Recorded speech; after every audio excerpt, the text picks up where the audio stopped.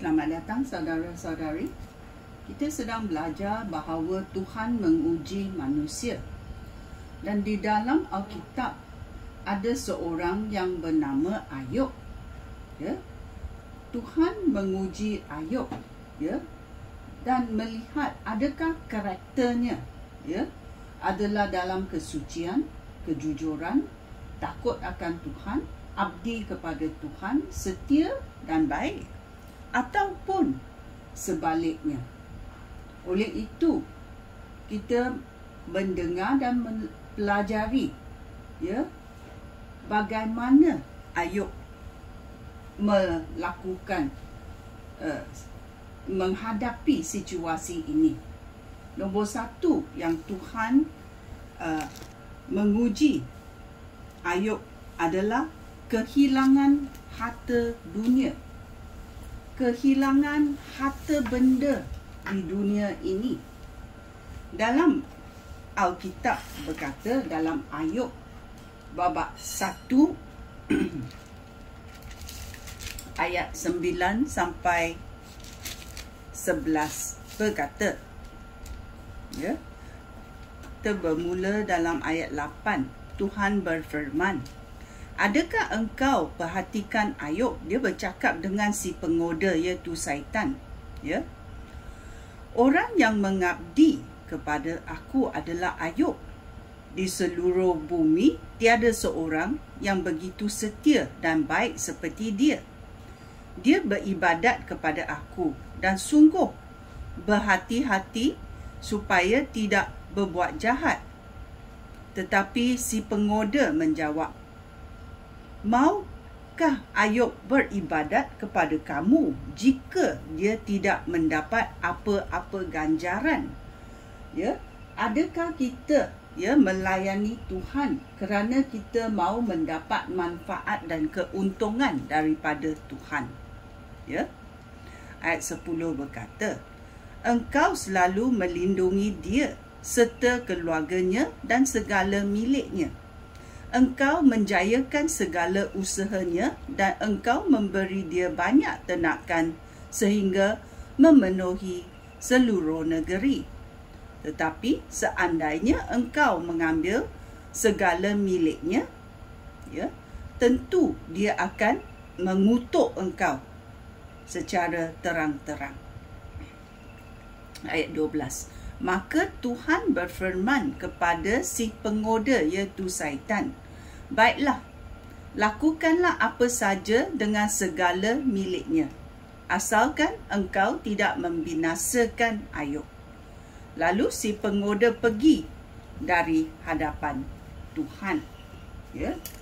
So kita tahu cerita ini. Ayub seorang yang takut akan Tuhan, setia kepada Tuhan, ya.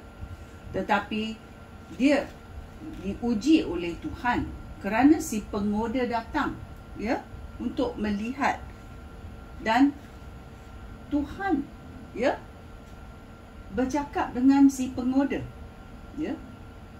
So bila benda ini berlaku kepada Ayub, bagaimana Ayub mengatasinya?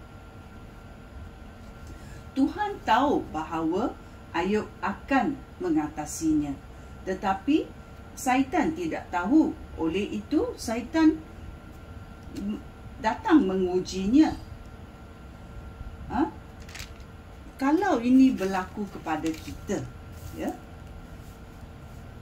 adakah kita melayani Tuhan kerana kita mahu keuntungan dan manfaat daripada Tuhan? Ya, kita mesti fikir, kerana ini adalah amaran yang sangat kuat, ya. Adakah kita, ya, mahu manfaat keuntungan dunia ini kerana kita melayani Tuhan? Ya, oleh itu kita tahu, kita lihat di sekeliling kita, ada gereja, ada pastor, ada orang missionary evangelist yang melayani Tuhan kerana mereka mahu manfaat dan keuntungan daripada Tuhan. Ya. Kalau kita melayani Tuhan kerana kita mahu gaji, kita mahu penghormatan, kita mahu kedudukan, kita mahu menjadi masyhur, kita mahu perjalanan ke luar negeri dengan percuma. Adakah ini betul-betul kita melayani Tuhan? Oleh itu kita lihat di dalam 2 Samuel ayat 24, babak 24 berkata, kerana Raja Daud berkata, tidak, beta mahu membelinya, beta tidak mahu mempersembahkan sesuatu yang beta dapat dengan percuma kepada Tuhan Allah beta. Raja Daud membeli tempat mengirik gandum dan lembu-lembu itu dengan harga 50 keping wang perak. Kemudian Raja Daud mendirikan mezbah di situ bagi Tuhan, lalu mempersembahkan korban untuk menyenangkan hati Tuhan, serta korban untuk memohon berkat daripada Tuhan.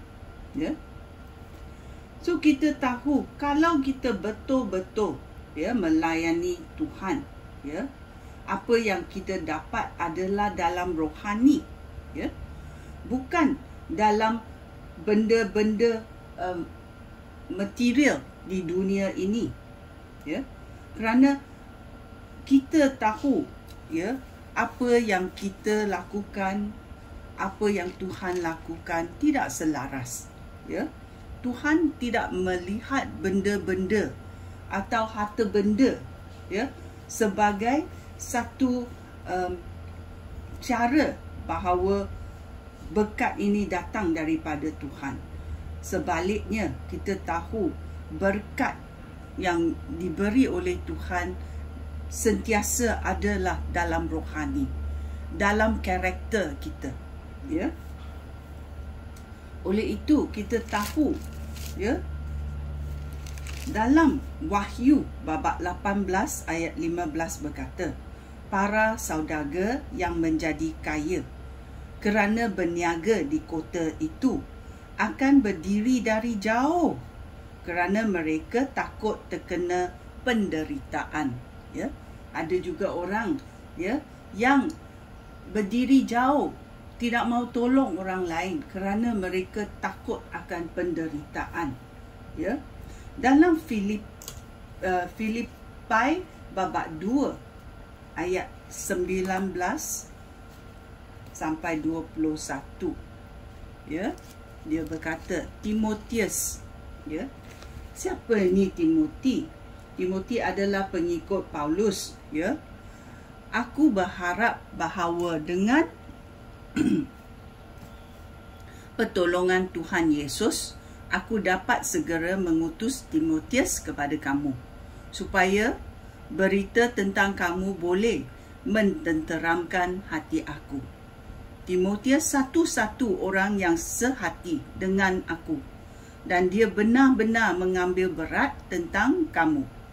Semua orang lain sibuk menguruskan kepentingan diri mereka sendiri dan bukan kepentingan Yesus Kristus.